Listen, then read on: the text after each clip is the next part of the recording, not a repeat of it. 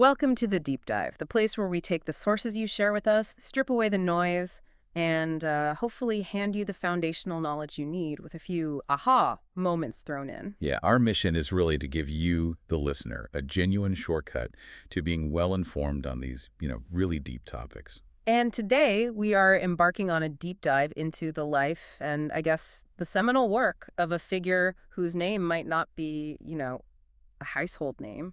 Not like some CEOs, no. Yep. But his technical contributions are, and this is not an exaggeration, the literal bedrock of modern computing. We're talking about Kenneth Lane Thompson. Ken Thompson. We often discuss the massive influence of founders and visionaries, but Thompson is, he's different. He's the engineer's engineer, the architect behind the fundamental structures. He's widely considered one of the greatest computer programmers of all time. So our mission today is pretty straightforward.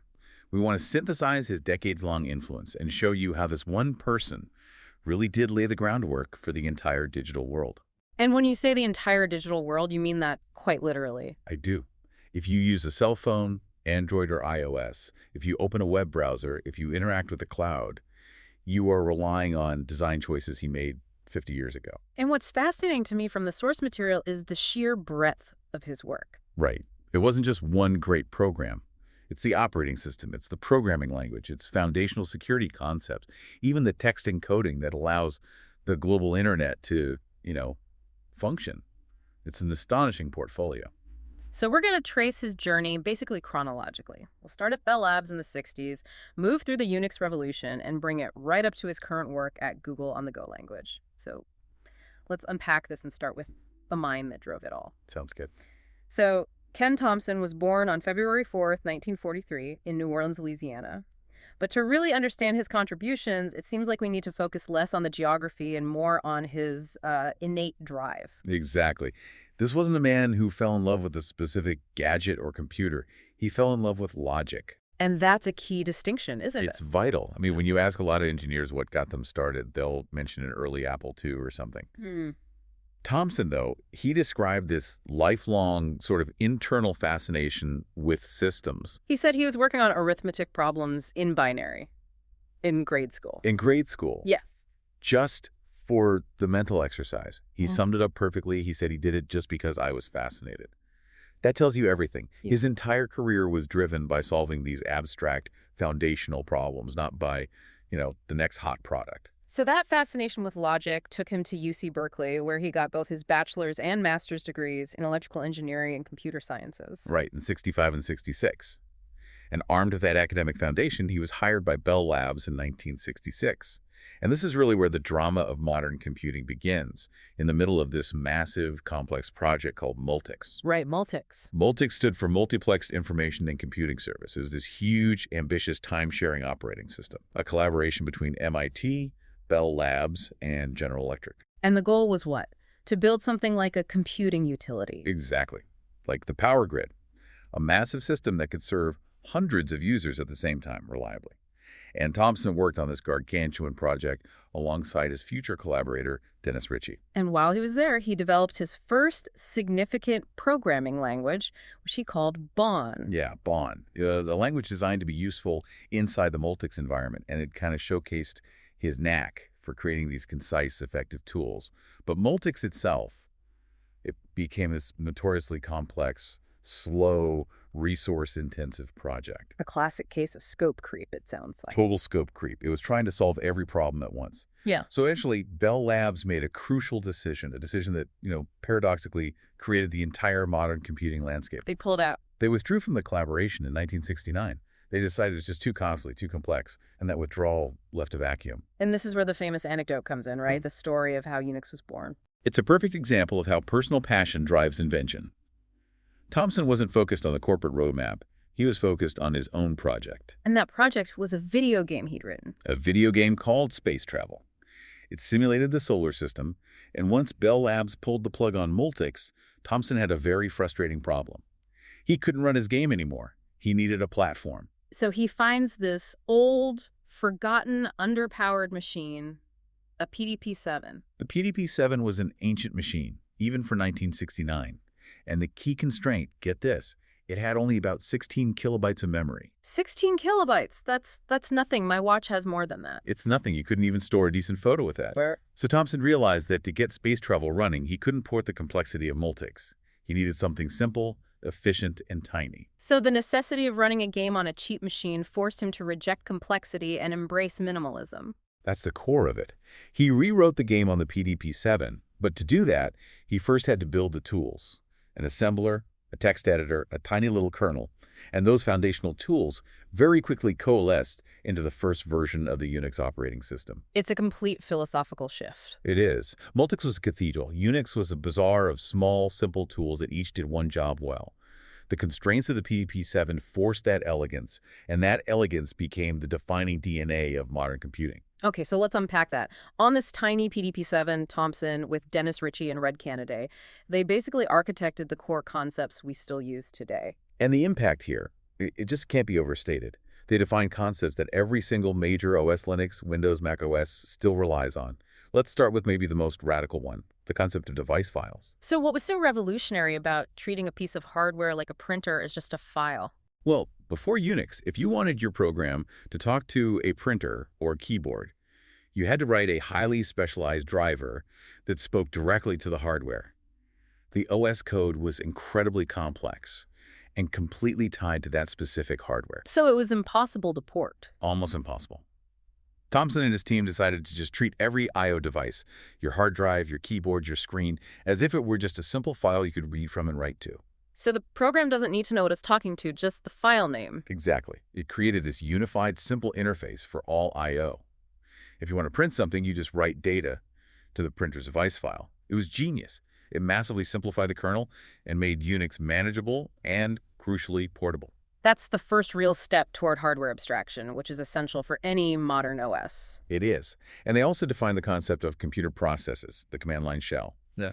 But the real technical breakthrough, the thing that defined Unix's power, was the concept of pipes. This is the centerpiece of the whole Unix philosophy, right? It's the ultimate rejection of the Multics monolith. Pipes enabled simple inter-process communication. Before this, if Program A needed to pass its result to Program B, it was clumsy. Program A would save its data to a temporary file on the disk. And then Program B would have to open and read that file back in. Slow. Super slow, inefficient, wasted disk space. Thompson and his team realized they could just route the output stream of Program A directly into the input stream of Program B using an in-memory buffer, the pipe. So you completely bypass the disk. Completely. Yeah. And this means you can combine tiny, single-purpose utilities to do complex tasks. You can take a program that searches text, pipe its output to a program that sorts it, and pipe that to a program that counts the lines. It's like a computational assembly line. Perfect analogy. Instead of one giant machine, you have specialized stations that are infinitely customizable. That philosophy, small tools doing one thing well, connected by universal interfaces, that is the DNA of Unix. And that DNA needed a better language to be written in. The early work was on the PDP-7, but Thompson knew they needed a real system programming language. Especially to move to the more popular PDP-11 computer. And that's where the B language comes in. Yes. Thompson created B, which was a simplified typeless language designed specifically for systems programming. And B was the direct precursor to Dennis Ritchie's C language. The history of Unix and C is so intertwined. They're completely symbiotic. They grew up together. Thompson later said C grew up with one of the rewritings of the system, and as such, it became perfect for writing systems. When they rewrote Unix in C, that process sharpened C itself, making sure it had the low-level control needed for a kernel. It's interesting to see the division of labor there. People often lump them together, but Thompson himself gave a bit more clarity on who did what. He did. In a 2011 interview, he was very clear. He said he did the first version of the kernel alone. Ritchie became the evangelist and worked mostly on the I/O system and, of course, the C language during the later rewrites. Thompson was the primary architect of that minimalist kernel. And finally, the name itself. It wasn't even Thompson who named it. No, that was another Bell Labs colleague, Brian Kernighan, who suggested Unix in 1970. And it was a pun on Multics. A perfect pun. Multics implied, multiplexed, many things. Unix implied a simpler, single, unified structure. That name just perfectly captured that philosophical shift. So his legacy expands way beyond just the OS kernel. One of the most widespread, fundamental tools in all of modern programming is also a Thompson invention: regular expressions. Oh yeah, regex. If you've ever written code to, validate an email address or search through log files for a pattern, you're using his work. And this idea dates back even before Unix, right? It does. Back in the 1960s, during the Multics era, he developed a version of the text editor QED. And QED was groundbreaking because it included this powerful way to search and manipulate text based on these patterns. It was a huge leap from simple keyword searching. But it was his later Unix editor, NIG, that really made regular expressions a daily tool for programmers. It's exactly. AED was the standard Unix text editor. And regex was so deeply integrated that it just became part of the background of using Unix. And he didn't just invent the concept, he standardized the syntax. And that notation is still the foundation for almost every modern implementation, from Python to JavaScript. That's a huge legacy. But searching complex patterns can be slow, especially in big files. He also tackled the performance side of it. And this is where his mathematical and theoretical genius really shines. He invented what's called Thompson's construction algorithm. Okay, what does that do? The problem with regex is that matching a pattern can involve a lot of backtracking and checking different paths, which is slow. His algorithm converts the regular expression pattern into a specific type of state machine called a non-deterministic finite automaton, or NFA. So it's like a flowchart for the search pattern. A perfect way to put it. Instead of the search engine constantly backtracking in the text, the NFA lets the search process the text, character by character, efficiently tracking all possible matches at the same time. It dramatically speeds up pattern matching. So he invents the tool, and then he invents the mathematical engine that makes the tool fast enough to be useful at scale. Correct. And that engine is still fundamental to how many text parsers work today. And of course, the most famous utility built on all this is grep. Right. grep, which stands for Global Regular Expression Print, the go-to tool for sifting through text. It's one of the pillars of the whole system. So now we've got the core OS, the foundational language, and the fundamental text tools. But this was all still proprietary, locked up inside Bell Labs. How did it get out and become this global phenomenon? And that's where Thompson sort of becomes this intellectual emissary. It all started with his sabbatical in 1975. He went back to his alma mater, UC Berkeley. And while he was there, he didn't just give a lecture. He personally helped install version 6 Unix on a university computer, a PDP 1170. And that one act had just monumental consequences. It planted the most important seed. That Unix installation at Berkeley attracted a group of brilliant students, most famously Bill Joy. They started maintaining and developing it on their own, adding new utilities, better networking, and this became known as the Berkeley Software Distribution. BSD. BSD. And the lineage from BSD is just massive. FreeBSD, OpenBSD, and crucially the networking stack, the TCP/IP code developed at Berkeley, that became the gold standard for the internet. So when Apple built macOS and iOS, they chose a modified BSD kernel as their core. They did. So when you pull out your iPhone, you are running the intellectual descendant of a system that Ken Thompson personally hand-delivered to Berkeley in 1975. It's an incredible story of influence. And even during that sabbatical, he was still building things. Oh yeah, in his spare time. In early 1976, he wrote the initial version of Berkeley Pascal. Now, others improved it later, but the fact that he was simultaneously shaping system architecture, text processing, and programming languages just speaks to his relentless curiosity. It's hard to reconcile that the same mind that built so much of the digital world also devised one of its most terrifying security vulnerabilities. Let's shift to his 1983 Turing Award speech, Reflections on Trusting Trust. This is a cornerstone of computer security. It's known as the Thompson hack, or the trusting trust attack. It's a concept for a persistent, self-propagating compiler backdoor that is completely undetectable by reviewing the source code. Okay, so let's define the terms. The compiler is the program that takes human-readable source code and turns it into the machine code the computer actually runs. Right, and we have to, by definition, trust that the compiler is doing its job, honestly. And Thompson showed that trust is the ultimate vulnerability. He did. His thought experiment showed how a C compiler could be secretly modified to recognize when it was compiling two specific things. What were those two things? First, the source code for the Unix login program. When the compromised compiler saw that, it would secretly inject a backdoor, allowing a special password to grant access. A devastating attack on its own. But that's not the really chilling part, is it? No. The real genius, the part that gives the speech its title, is the second phase.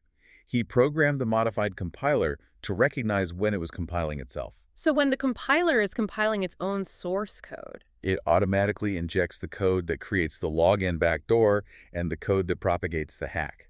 So you could take the original perfectly clean source code for the compiler, compile it with the infected compiler, and the new binary would also be infected. Wait, so the malicious code is no longer in any source file you can look at. It's only in the binary of the tool you're using to build everything. Exactly. You are trapped in a recursive cycle. To verify the compiler, you need a trusted compiler, but how do you trust that one? It proved that if you cannot trust your software supply chain, you can never fully trust your programs. And the annotated source code for this actual hack was finally published in 2023. It was, decades later. Now, the good news is that this theoretical threat led directly to modern defense strategies, like something called diverse double compilation. How does that work? The idea is you take the source code for a compiler you want to trust, and you compile it with two completely different, independently verified compilers. If the two resulting binaries are bit for bit identical, you can have a very high degree of certainty that no malicious payload has been secretly injected. It breaks the cycle of trust. That is just a mind-bending security concept to come out of an award speech. It is. He was also very critical of how the media portrayed hackers at the time. He clearly saw the negative potential of the tools he helped create. Yeah, he was acutely aware of that duality. Now, let's pivot entirely to a field that seems completely different, but where he also had a profound influence: computer chess. This is one of my favorite parts of his story. His work in chess spans his entire career at Bell Labs. He wrote a chess program for the very first version of Unix. He did, back in 1971, just called chess. But he didn't stop there. He later partnered with Joseph Condon to create a hardware-assisted program called Belle. And Belle was a world champion. It was a world champion chess computer. It proved that combining his deep algorithms with custom hardware could outperform pure software. It was a huge proof of concept for specialized AI hardware. But his most lasting contribution here, the thing that mathematically redefined computer chess, was his work on endgame tablebases. This is where he went from search algorithms to pure brute force mathematics. An endgame tablebase is a complete map of every possible legal position for a fixed number of pieces on the board. He wrote programs that generated these for all 4, 5, and eventually 6-piece endings. So what does that mean in practice? It means that for those positions, chess is solved. The computer doesn't have to think or search anymore. If it reaches a position that's in the tablebase, it knows with mathematical certainty the perfect move to guarantee a win or a draw. So it makes perfect moves. Perfect moves every time. This work revolutionized how grandmasters and computers analyzed the late game, and it was so significant that the ICGA Journal devoted almost an entire issue to his contributions in 2001. And as a kind of historical footnote, he even helped implement TuroChamp. Yeah, Alan Turing's chess program from 1948, which Turing designed on paper before a computer even existed that could run it. Thompson helped bring that piece of history to life. It's a beautiful connection. So after the initial Unix revolution, Thompson and Ritchie didn't stop. They kept revising research Unix, but their focus eventually shifted to building a true modern replacement. Right. And this brings us to Plan 9 from Bell Labs in the mid-1980s. Thompson was a key designer, and the core idea was to take that Unix philosophy of everything as a file and apply it radically to everything, especially networking. So how did Plan 9 extend that philosophy? It extended it across the network. In Plan 9, if you wanted to access a remote resource, say a printer on another machine, you didn't use complex network protocols. You would simply mount that remote printer into your local file system. So to the program, it just looks like another local file. Exactly. The complexity of the distributed network was completely hidden behind that simple, unified abstraction. It was incredibly elegant. While Plan 9 never really took off commercially, its influence is everywhere. And that includes one of his most important inventions from that era. Yes, the foundational glue of the modern internet, UTF-8. In 1992, Thompson developed the UTF-8 encoding scheme with Rob Pike. And before UTF-8, character encoding was just a total mess. A total mess. You had ASCII for English, but then every region had its own incompatible standard. If you opened a document from another country, you'd just see garbage characters. The world needed a unified standard to handle Unicode, which covers every writing system. And the genius of UTF-8 is that it solved this without breaking the old internet. That's the key. UTF-8 is a variable width encoding. Any character from the old ASCII standard is represented by a single byte, just like it was before. So all existing English text files and protocols just worked. But it could also represent more complex characters, like from Asian languages using 2, 3, or 4 bytes. This brilliant backward compatibility and efficiency made it the runaway global winner. The impact is just impossible to overstate. By 2019, over 90% of all web pages were encoded in UTF-8. It's the silent infrastructure that holds the global multilingual internet together. A massive, quiet victory for clean design. Now, before we leave Bell Labs, we have to revisit his famous and, let's say, colorful critique of the C++ programming language. Ah, yes. Yeah. The decisive rejection. He actually tested early versions of C++ for its creator, Bjarne Stroustrup, so he knew it well. But he reached a point where he just flatly refused to work in it. Why? What was the main issue? She saw it as excessively complex, with frequent unnecessary incompatibilities between versions. It was a fundamental clash of worldviews. C++ tried to be everything to everyone. Thompson valued precision and minimalism. And he summed up his feelings in that famous 2009 interview. He did not mince words. He said C++ does a lot of things half well, and it's just a garbage heap of ideas that are mutually exclusive. A garbage heap. That quote really summarizes everything he spent his life fighting against, from Multics onward. And this rejection of complexity becomes the driving force behind the final chapter of his career. Absolutely. So in late 2000, Thompson retired from Bell Labs after almost 35 years. After a short stint elsewhere, he made a pivotal move to Google in 2006. Where he's been ever since, first as a distinguished engineer and now as a Google advisor. And this gave him a new environment and new challenges. Wow. For the massive scale of modern cloud infrastructure. And he was joined there by his old colleague, Rob Pike. And it was at Google, with Pike and Robert Griesmer, that he co-developed the Go programming language. This feels like a direct spiritual successor to B and C, but for the modern world. That's exactly what it is. And the motivation, according to Thompson, was that deep dissatisfaction we just talked about. He said they got together and decided that we hated C++ less. But Go was born out of a desire for a systems language that was simple, efficient, and could handle modern concurrency. Right. They felt C++ was too slow to compile, too hard to debug, and its complexity led to all kinds of bugs. They wanted a language that compiled instantly, had built-in concurrency, and simplified memory management. They started it as pure research. So, to avoid creating another garbage heap, what was their core design rule? It was a democratic anti-complexity rule. Thompson said the key was that all three of us had to be talked into every feature in the language, so there was no extraneous garbage put into the language for any reason. That three-way consensus must have resulted in a brutally lean language. It did. Go is famous for the features it doesn't have. But what it does have, fast compilation and an elegant model for concurrency using coroutines and channels, makes it perfect for building cloud infrastructure. And that concurrency model, that seems to echo his earlier work, doesn't it? It absolutely does. Coroutines are like lightweight, independent processes echoing the modularity of Unix. And channels, which are how they communicate, are the spiritual successors to Unix pipes. It's his signature principles: simplicity, modularity, efficiency spanning 6 decades, and culminating in a language for today's distributed world. Given the incredible impact we've covered, it's no surprise that Thompson has received basically every major award in computer science. And often jointly with Dennis Ritchie.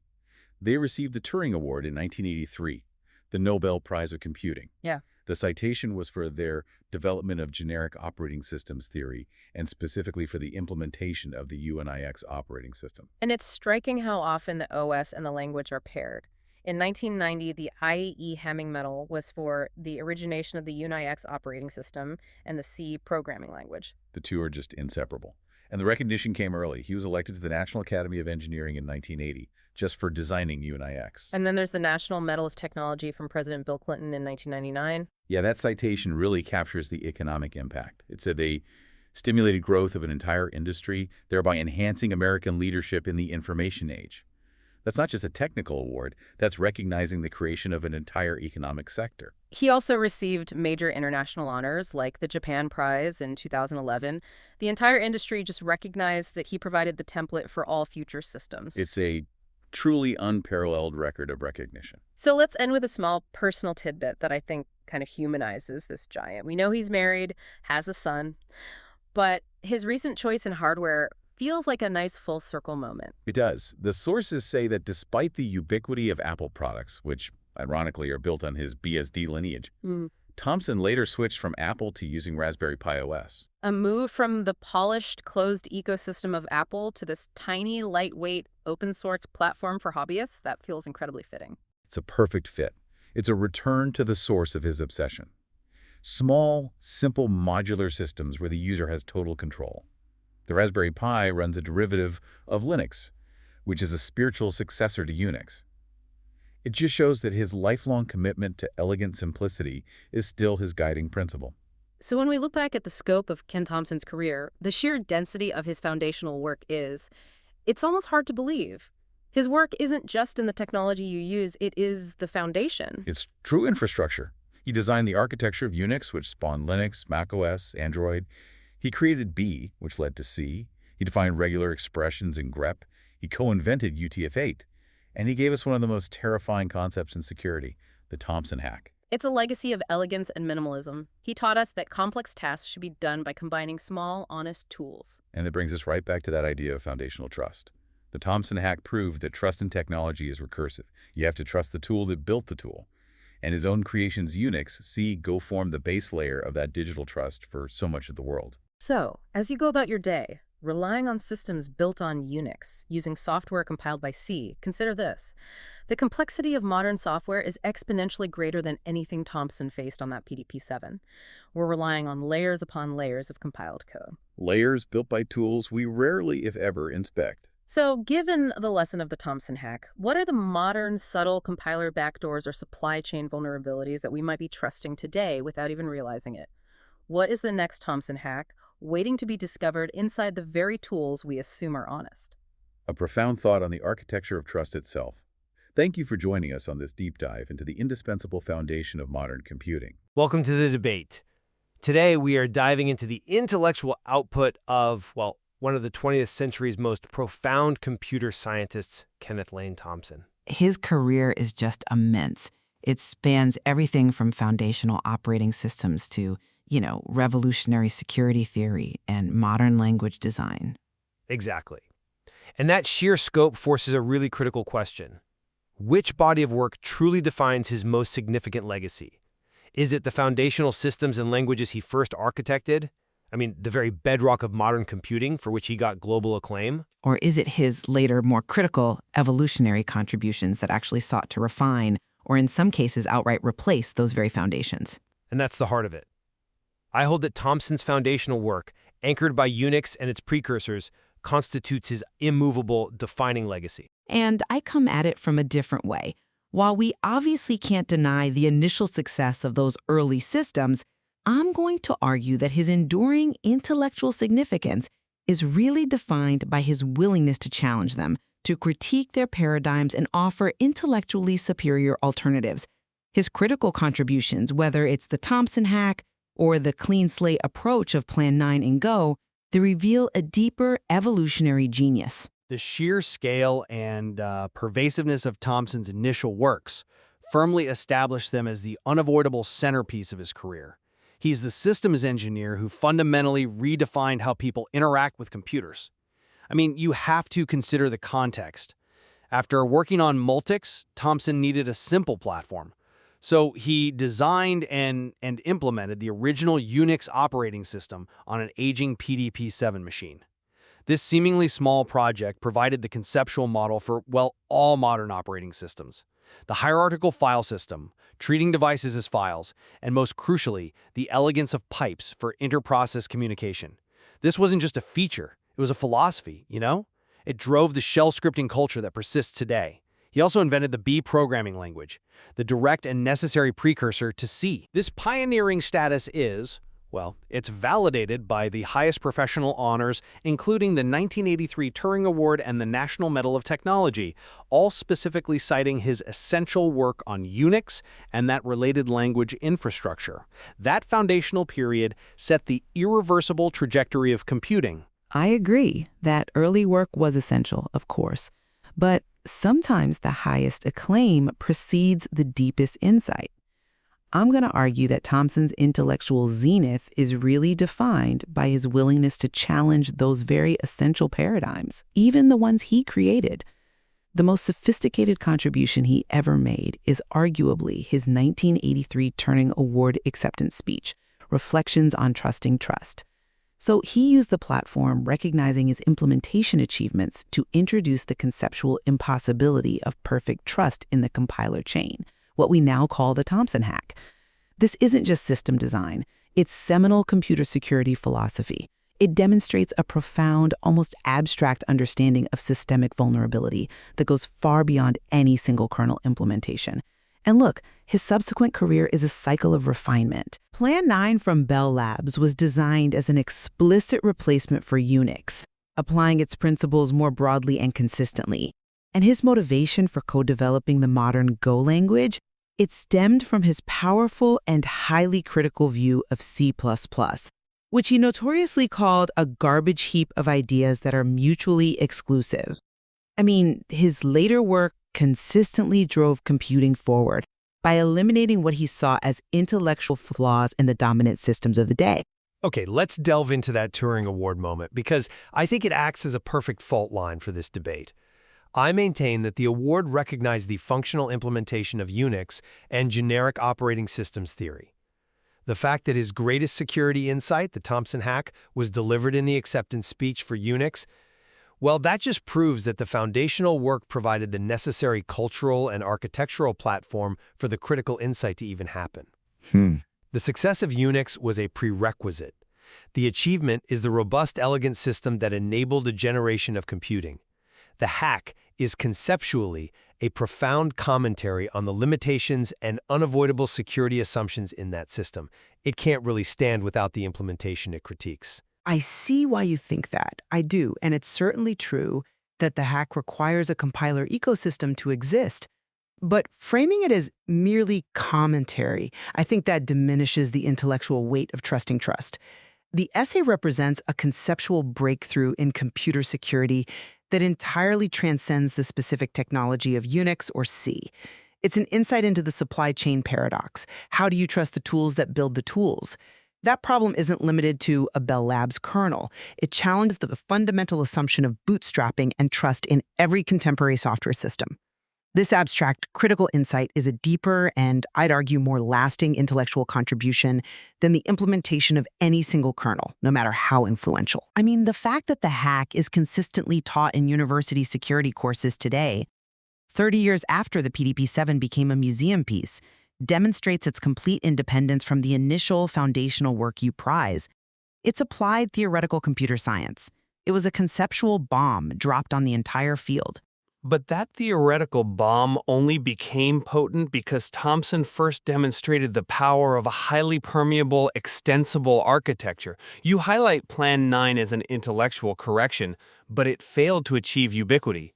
The intellectual success of a systems architect has to be measured, at least in part, by successful proliferation. But see, ubiquity is a weak measure of intellectual rigor, particularly for a mind as uncompromising as Thompson's.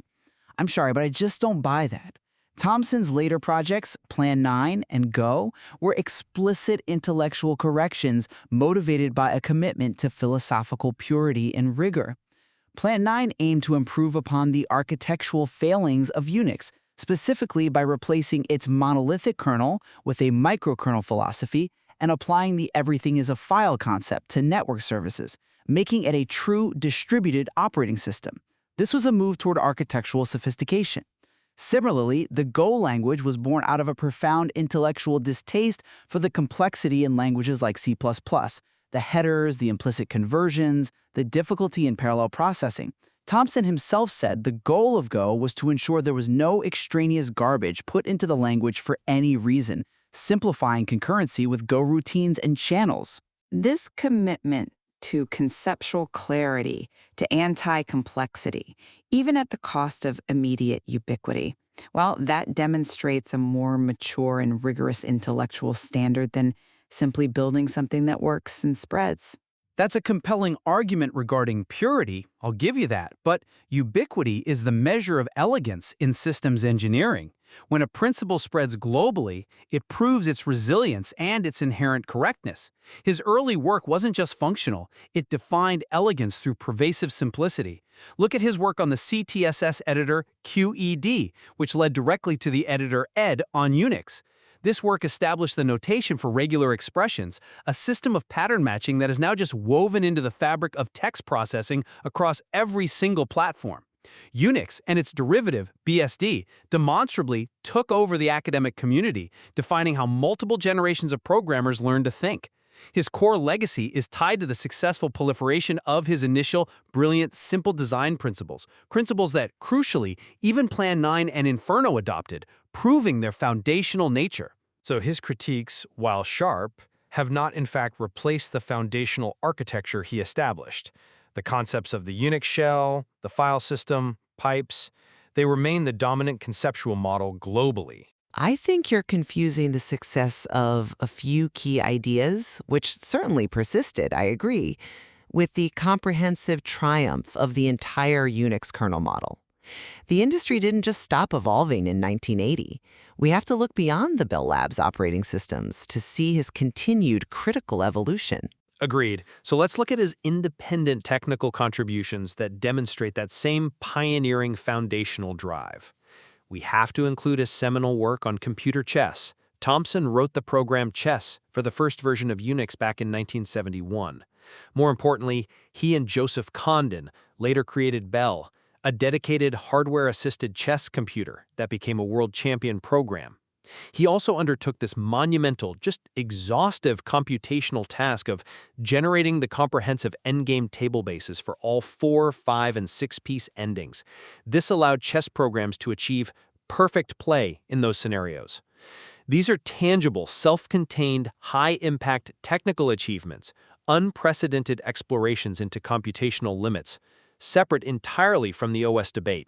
They cement his status as an unparalleled technical pioneer whose ability to build robust, high-performance systems defined the first half of his career. While the chess work and the sheer computational mastery it required are, highly impressive, I'm not convinced by that line of reasoning. Because his work on UTF-8 in 1992 developed with Rob Pike is perhaps his single most dominant and impactful contribution in the 21st century. The creation of Belle demonstrated mastery in a niche. UTF-8 solved a critical, global, modern computing problem of character encoding in a backward-compatible and highly efficient way. It achieved massive market share, becoming the default encoding for over 90% of the World Wide Web by the late 2010s.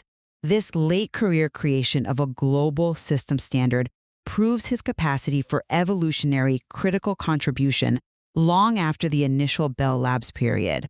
It shows that his intellectual peak was sustained and evolved to address new global challenges, influencing systems used by billions today far more directly than that foundational PDP-7 code. UTF-8 is certainly ubiquitous, no question, but it is ultimately a standard born out of necessity.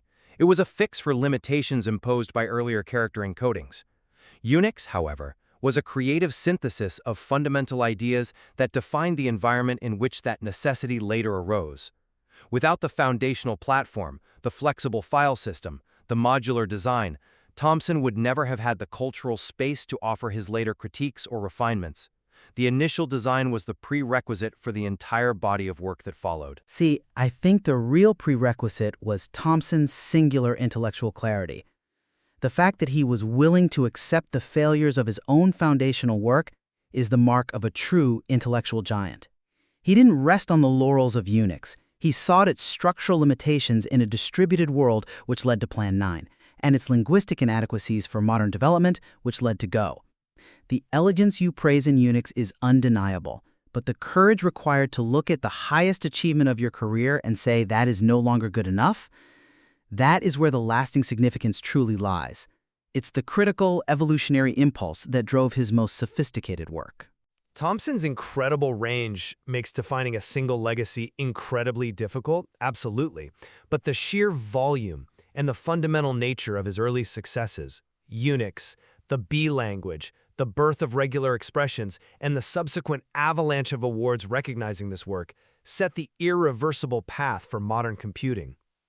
He is primarily the pioneer who built the ground on which all subsequent systems, even his own later refinements, were forced to stand. He laid the foundation. I would argue his career is best characterized not by a foundation, but as a continuous intellectual process of building, critiquing, and correcting.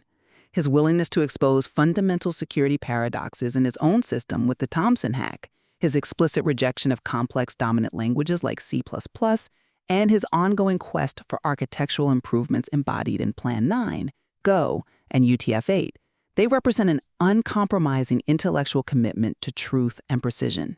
That relentless pursuit of conceptual clarity and system evolution is arguably more important than the successful proliferation of any single early implementation.